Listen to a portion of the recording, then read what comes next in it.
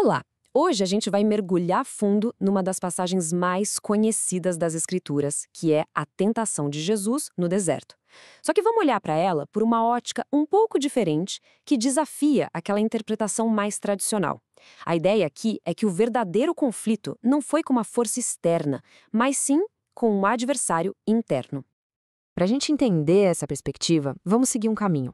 Primeiro, vamos dar uma olhada no paradoxo que a história já começa apresentando.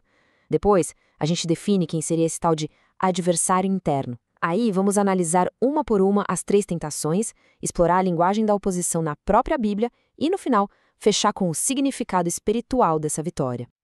Ok, vamos começar. A cena é a seguinte: Jesus tinha acabado de ser batizado, o Espírito de Deus desce sobre ele e logo em seguida o leva para o deserto. Para quê?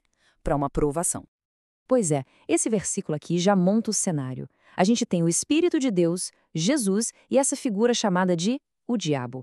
Olhando assim, de primeira, parece bem claro, né? Um confronto direto entre o bem e uma entidade do mal. E é aqui que a coisa começa a ficar intrigante, que o paradoxo aparece. Peraí, se o Espírito Santo, que é Deus, levou Jesus para esse momento, como pode ser uma tentação que vem do mal? A própria Escritura afirma que Deus não tenta ninguém com o mal. Isso cria uma tensão, uma pergunta no ar. E essa pergunta é o que vai guiar toda a nossa análise. Se a fonte não é Deus, mas foi o Espírito que o conduziu até ali, o que é que está acontecendo de verdade nessa história? A resposta, talvez, esteja em redefinir um dos personagens principais.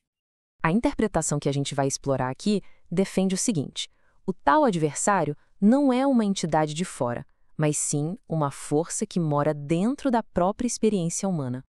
E olha que interessante isso aqui. A origem da palavra.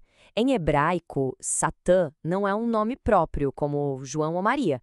É um título. Significa adversário, opositor, acusador. É uma função, um papel que alguém ou alguma coisa pode ter numa situação. E essa diferença entre ser um ser e ter um papel nos leva direto para essa comparação. De um lado, a visão tradicional, um ser maligno que existe fora de Jesus.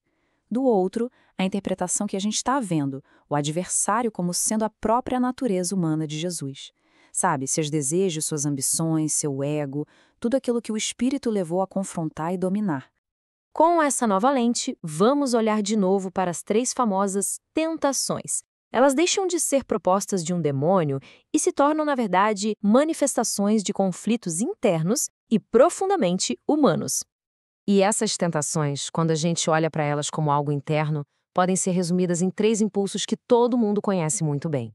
Primeiro, o desejo da carne, que é a busca pela satisfação física. Segundo, o desejo de glória, que é a busca por validação, pelo orgulho. E terceiro, o desejo de poder, a ambição de controlar as coisas. A primeira tentação vem da fome. Depois de 40 dias de jejum, é claro que o desejo por comida é real, é legítimo. O adversário aqui não seria uma voz de fora, mas o próprio pensamento que nasce da necessidade física.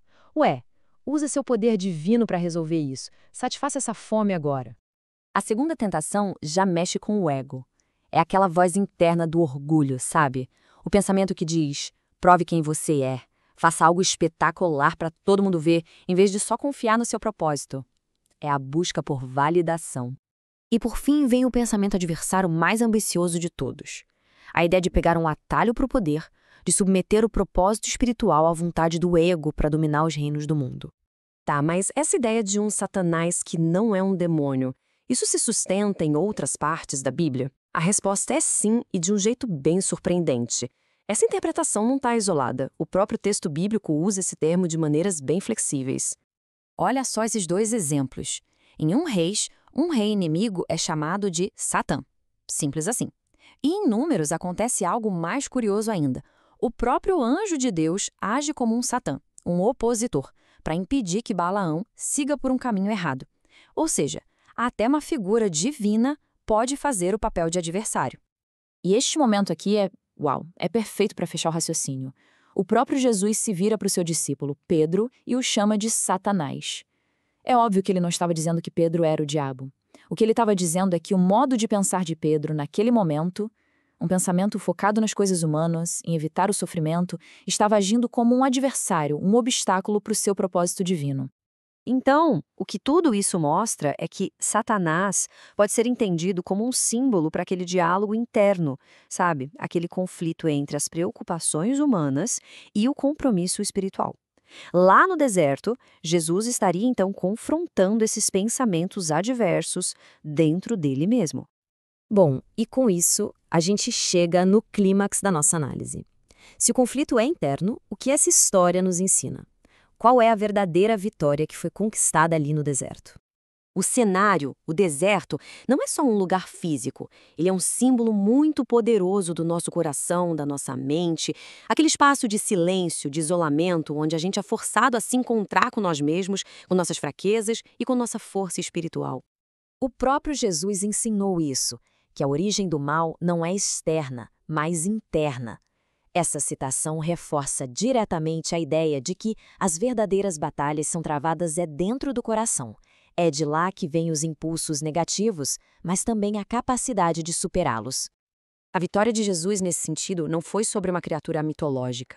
Foi sobre os impulsos mais básicos da natureza humana: o desejo, o orgulho, a ambição. É uma demonstração poderosa do espírito triunfando sobre a carne, da vontade divina se sobrepondo à vontade do ego.